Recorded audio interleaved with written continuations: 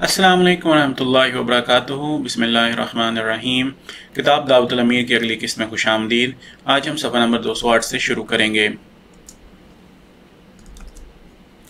پانچواں رکن ایمان کا باعث بعد الموت اور جنت و دوزخ پر ایمان لانا ہے۔ اس رکن کے انہدام کے لیے بھی اس زمانے کے مسلمانوں نے پورا زور لگایا تھا۔ دل تو یقیناً بعث بعد الموت کے منکر ہو چلے تھے، کیونکہ اگر یہ نہ ہوتا تو اسلام کی تعلیم کو اسی طرح پس پش کیوں ڈال دیا جاتا۔ ظاہری طور پر بھی لوگوں میں اس کے متعلق عجیب عجیب خیالات پھیل رہے تھے۔ جنت کا جو نقشہ مسلمانوں کے ذہن میں سما گیا تھا وہ بتا رہا تھا کہ جنت کا اصل مفہوم لوگوں کے ذہنوں سے نکل چکا ہے۔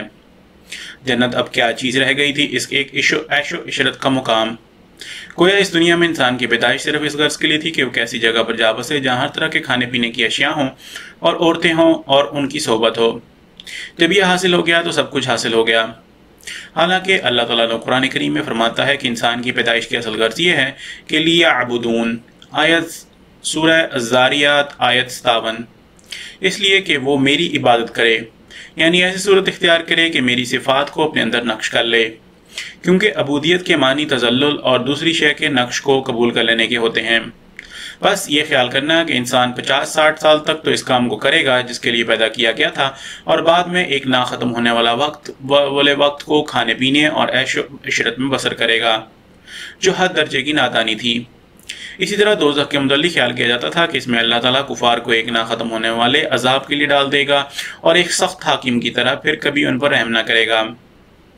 حضرت اقدس علیہ السلام نے ان خیالات کو بھی رد کیا اور دلائل اور معجزات سے بعد الموت پر ایمان کو لوگوں کے دلوں میں قائم کیا، اور دنیا کی بے ثباتی اور اخروی زندگی کی خوبی اور برتری کو روز روشن کی طرح ظاہر کر کے لوگوں کے دلوں میں اس کے مطابق عمل کرنے کی خواہش کو پیدا کیا۔ اسی طرح جنت کے متعلق جو خیالات لوگوں کے تھے ان کو بھی دور کیا۔ یہ وہم بھی دور کیا کہ جنت صرف ایک استعارہ ہے، اور ثابت کیا کہ جنت کا وجود ایک حقیقت ہے، اور اس خیال کی غلطی کو بھی ثابت کی کہ گویا وہ اس دنیا کی طرح ہے لیکن اس سے زیادہ وسیع پیمانے کی آرام و آسائش والی جگہ ہے، اور بتایا کہ در حقیقت اس جگہ کی نعمتیں اس دنیا سے بالکل مختلف ہیں، اور در حقیقت اس جگہ کی مادی نعمتیں اس دنیا کی عبادات کے متسملات ہیں۔ گویا یہاں کی روح وہاں کا جسم ہے، اور وہاں کی روح ایک اور ترقی یافتہ چیز ہے جس کی طاقتیں اس روح سے بہت بالا ہوں گی۔ جس طرح کہ نطفہ کی روحانی طاقتوں سے اس سے پیدا ہونے والی انسان کی روحانی طاقتیں اعلیٰ ہوتی ہیں، اسی طرح آپ علیہ السلام نے ثابت کیا کہ دوزخ کا عذاب جسے لوگ نہ ختم ہونے والا کہتے ہیں، در حقیقت ایک وقت پر جا کر ختم ہو جائے گا۔ وہ ابدی ہے، یعنی ایک نہایت لمبے عرصے تک جانے والا ہے، مگر وہ غیر محدود نہیں ہے، آخر کاٹا جائے گا، کیونکہ اللہ تعالیٰ جو اپنی ذات کی نسبت فرماتا ہے رحمتی وسعت کل شیء، سورہ الاعراف آیت 157، اس کی شان سے بعید ہے کہ عاجز بندے کو نہ ختم ہونے والا عذاب دے، جبکہ قرآن کریم جنت کے انعامات کو غیر مجذوذ، سورہ ہود آیت 109 اور غیر ممنون، سورہ 3 آیت 7 قرار دیتا ہے، اور دوزخ کے عذاب کی نسبت یہ الفاظ نہیں استعمال فرماتا۔ تو ضرور ہے کہ دونوں میں کچھ فرق ہو، پھر بندہ کیوں خدا کی لگائی ہوئی شرائط کو چھوڑ دے، خصوصاً جبکہ رسول کریم صلی اللہ علیہ وسلم قرآن کریم کے مطالب کی تفسیر ان الفاظ میں فرما دیں کہ یاتی علی جہنم یوم ما فیہا من بنی آدم احد تخفق ابوابها، کنز العمال جلد 14 صفحہ 527، روایت 39506، مطبوعہ حلب 1975۔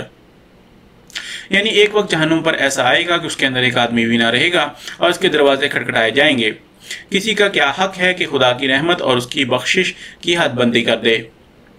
ان ارکان ایمان کے علاوہ عملی حصے میں بھی بہت بڑی تبدیلیاں پیدا ہو گئی تھیں۔ بعض لوگوں نے اباحت پر زور دے رکھا تھا، ان کا یہ عقیدہ ہو رہا تھا کہ لا الہ الا اللہ محمد رسول اللہ آدمی کہہ دے، پھر جو چاہے کرے۔ ان لوگوں کا یقین تھا کہ اگر ہم لوگ گناہ نہ کریں گے تو رسول اللہ صلی اللہ علیہ وسلم شفاعت کس کی کریں گے۔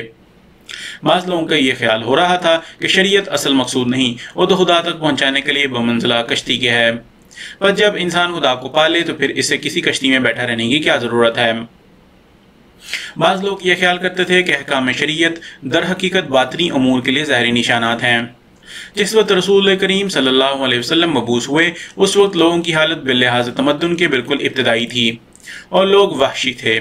ज़ाहिर पर ख़ास जोर दिया जाता था। अब इल्मी ज़माना है, अब लोग खूब समझदार हो गए हैं।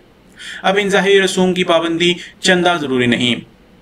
अगर कोई शख्स सफाई रखता है, खुदा को दिल में याद करता है, कौम का दर्द व गम दिल में रखता है, गुरबा की मदद किया करता है, खाने पीने में एहतियात करता है, कौमी कामों में शरीक होता है, तो यही उसकी नमाज और यही उसका रोज़ा और यही इसकी ज़कात और यही उसका हज है। बाज़ लोग ऐसे हैं जो कहते हैं कि अगर रसूल करीम सल्लल्लाहु अलैहि वसल्लम से एक खास किस्म का पजामा पहनना साबित है तो इसी किस्म का पजामा पहनना चाहिए, और अगर आप सल्लल्लाहु अलैहि वसल्लम ने बाल लंबे रखे हुए थे तो हमें भी बाल लंबे रखने चाहिए। अला हाज़िल क़ियास। बाज़ लोग ख्याल करते हैं कि रसूल करीम सल्लल्लाहु अलैहि वसल्लम का कोई हक न था कि लोगों को कुछ हुक्म देते, वो हमारी तरह के इंसान हैं और जो कुछ कुरान करीम में आ गया वो हुज्जत है, बाकी सब बातिल है। बाज़ लोग कहते हैं कि फ़लाँ फ़लाँ बुज़ुर्गों ने जो कुछ कह दिया इनके ख्याल के ख़िलाफ़ और कोई बात काबिल तस्लीम नहीं, हमारा फ़र्ज़ है कि अंधाधुन उनकी तकलीद करें। ये तो असूली बातें हैं।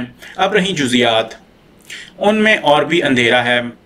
बाज़ लोग गैर ज़बानों का पढ़ना भी कुफ़र करार दे देते हैं। बाज़ लोग उलूम जदीदा का सीखना ईमान के मुनाफी ख्याल करते हैं। उनके मुकाबले में एक हिस्सा मुसलमानों का सूद, जिसकी निस्बत अल्लाह ताला फरमाता है फ़अज़नू बिहर्बिम मिनल्लाह, सूरह अल-बक़रा आयत 280 को जायज़ करार देता है। नमाज, रोज़ा, ज़कात, विरसा, हर एक अमल के मुतल्लिक इस कदर इख्तिलाफ है कि हकीकत बिल्कुल पोशीदा हो गई है और छोटी से छोटी बात को असल इस्लाम करार दिया जाता है और इसके खिलाफ करने वाले के साथ झगड़ा किया जाता है। मुसलमान कहलाने वालों ने अपने भाइयों की उंगलियां इसलिए तोड़ दी कि वो तशद्दुद की उंगली क्यों खड़ी करते हैं, और कुरान करीम की तिलावत करने वाले मुंहों में नजासतें डाल दी कि इस मुंह से आमीन बेजहर क्यों निकली थी। गर्ज अमली हिस्सा भी इस तग़य्युर और तबद्दुल और इसी फसाद का शिकार हो रहा है जैसा कि एतकादी हिस्सा था। हज़रत अक़दस अलैहिस्सलाम ने इस हिस्से की भी इस्लाह की और एक तरफ तो अबाहत के तरीक़ को बातिल साबित किया और बताया कि शफ़ाअत उन लोगों के लिए है जो गुनाह से बचने की पूरी कोशिश करते हैं, मगर फिर बाज़ वजूह से उनमें गिर जाते हैं और बाज़ कोताहियाँ उनकी बाकी रह जाती हैं। ना उनके लिए जो शफ़ाअत की खातिर गुनाह करते हैं, शफ़ाअत गुनाह के मिटाने के लिए थी, ना कि गुनाह की अशाअत के लिए। इसी तरह ये बताया कि गो शरीयत असल मकसूद नहीं मगर अपूदियत असल मकसूद है। बस जिस काम का अल्लाह ताला ने हुक्म दिया है और जिस वक्त तक दिया है उसे बचा लाना चाहिए। अल्लाह ताला का कुर्ब कोई महदूद शय नहीं कि कहा जाए कि अब कुर्ब हासिल हो गया है, अब इबादत की ज़रूरत नहीं। रसूल करीम सल्लल्लाहु अलैहि वसल्लम जैसा इंसान जब वफ़ात तक इय्याका नअबुदु सूरह अल-फातिहा आयत 5 और इहदिनस सिरातल मुस्तकीम सूरह अल-फातिहा आयत 6 कहता रहा और आपको रब्बि ज़िदनी इल्मा सूरह ताहा आयत 115 कहने का हुक्म मिला, तो और कौन शख्स है जो कहे कि मैं मंजिल मकसूद तक पहुंच गया हूँ, अब मुझे इबादत की ज़रूरत नहीं।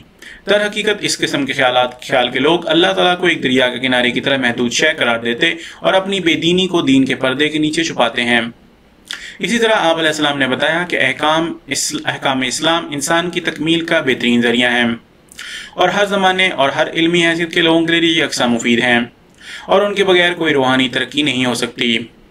बस ये गलत है कि अब इन अहकाम पर अमल करने की ज़रूरत नहीं रही या ये कि उनका कायम मुकाम और कामों को कबूरात दिया जा सकता है। इसी तरह आप अलैहिस्सलाम ने बताया कि एक इबादत हैं और सुन्नतें हैं और एक रिवाज मुल्की और दस्तूर कौमी। इबादत और सुन्नत के अलावा ऐसी बातों में जिनको रसूल करीम सल्लल्लाहु अलैहि वसल्लम अपने मुल्की रिवाज और कौमी दस्तूर के मुताबिक करते थे, लोगों को मजबूर करना कि वो भी आप ही की तर्ज को इख्तियार करें जुल्म है। ख्वाह सहाबा इन अमूर में मुख्तलिफ तरीकों को इख्तियार करते थे और कोई एक दूसरे को बुरा ना कहता था। आप अलैहिस्सलाम ने लोगों के ख्यालात को भी रद्द किया जो ये ख्याल करते थे कि रसूल करीम सल्लल्लाहु अलैहि वसल्लम हमारे जैसे इंसान हैं और आप अलैहिस्सलाम का कोई हक नहीं कि आप सल्लल्लाहु अलैहि वसल्लम की अताअत करें। आप अलैहिस्सलाम ने बताया कि अल्लाह ताला के अंबिया अल्लाह ताला के कलाम का एक खास फहम पाते हैं जो दूसरों को हासिल नहीं होता, इसलिए उनकी तशरीह को कबूल करना मोमिन का फ़र्ज होता है, वरना ईमान सल्ब हो जाता है। आप अलैहिस्सलाम ने इस गलती की भी ख्याल की भी गलती जाहिर की कि जो कुछ किसी बुजुर्ग ने कह दिया उसका तस्लीम करना हमारे लिए ज़रूरी है। ऐसे लोगों के लिए जो इज्तिहाद का मादा नहीं रखते सहूलत अमल के लिए बेशक ज़रूरी है। کہ وہ کسی نہ کسی بزرگ کو جس کی صداقت اور تقوی اور علمیت ان پر ظاہر ہو گئی ہے اپنا رہبر بنا لیں، لیکن اس کے یہ معنی نہیں ہے کہ ہر شخص کو خواہ وہ علم اور فہم رکھتا ہو ایسا ہی کرنا چاہیے، اور اگر وہ دوسروں کی اندھا دھند تقلید نہیں کرتا تو گنہگار ہے، بلکہ عمل رکھنے والے شخص کو چاہیے کہ جس بات کو وہ قرآن حدیث کی نصوص سے معلوم کرے اس میں اپنے علم کے مطابق عمل کرے۔ آپ علیہ السلام نے اس خیال کی لغویت کو بھی ظاہر کیا کہ محض دنیاوی باتوں کو دینی بنا لیا جائے۔ آپ علیہ السلام نے بتایا کہ زبانیں سب خدا کی ہیں، جو زبان مفید ہو اس کو سیکھنا چاہیے، اور جس قدر علوم انسان کی جسمانی، اخلاقی، علمی، تمدنی، سیاسی، روحانی حالت کے لیے مفید ہیں، ان کو پڑھنا نہ صرف یہ کہ گناہ نہیں ہے بلکہ ضروری ہے، اور بعض حالتوں میں جبکہ ان کو خدمت دین کے لیے سیکھا جائے موجب ثواب ہے۔ آپ علیہ السلام نے سود کی لعنت سے بچنے کی بھی مسلمانوں کو ہدایت کی اور بتایا کہ یہ حکم عظیم الشان حکمتوں پر مبنی ہے، اور اس کو معمولی دنیاوی فائد کی خاطر بدلنا نہیں چاہیے۔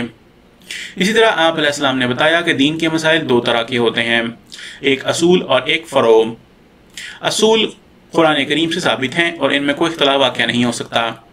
اگر کوئی شخص سمجھنا چاہے تو ان کو اچھی طرح سمجھ سکتا ہے، اور جو فروعی مسائل ہیں ان کی دو حالتیں ہیں، ایک یہ کہ رسول کریم صلی اللہ علیہ وسلم نے خاص طریق پر ایک کام کرنے کا حکم دے دیا ہے اور اس کے سوا اور کسی طریق پر کرنے سے روک دیا ہے، اس صورت میں تو اسی طریق کو اختیار کرنا چاہیے جس کے اختیار کرنے کا رسول کریم صلی اللہ علیہ وسلم نے حکم دیا ہے۔ دوسری صورت یہ ہے کہ رسول کریم صلی اللہ علیہ وسلم سے دو یا دو سے زیادہ باتیں مروی ہیں، اور مسلمانوں کے بعض حصے بعض روایتوں پر اور بعض حصے بعض روایتوں پر ہمیشہ عمل کرتے چلے آئے ہیں۔ ان کے بارے میں یہ یقین رکھنا چاہیے کہ وہ سب طریق درست اور مطابق سنت ہیں، کیونکہ اگر ایسا نہ ہوتا تو کس طرح ممکن تھا کہ آپ کے صحابہ میں سے ایک حصہ ایک طریق کو اختیار کر لیتا اور دوسرا حصہ دوسرے طریق کو۔ اصل بات یہ ہے کہ بعض امور میں اختلاف طبع کو مد نظر رکھ کر رسول کریم صلی اللہ علیہ وسلم نے کئی طرح ان کے کرنے کی اجازت دے دی ہے، یا خود کئی طریق پر بعض کاموں کو کر کے دکھا دیا ہے تاکہ لوگوں کے دلوں میں شک نہ رہے، جیسے رفع یدین ہے کہ کبھی آپ نے رفع یدین کیا کبھی نہیں کیا، یا آمین بالجہر ہے کہ کسی نے آپ کے پیچھے آمین بالجہر کہا کسی نے نہ کہا، اور آپ صلی اللہ علیہ وسلم نے دونوں طریقوں پسند کیا۔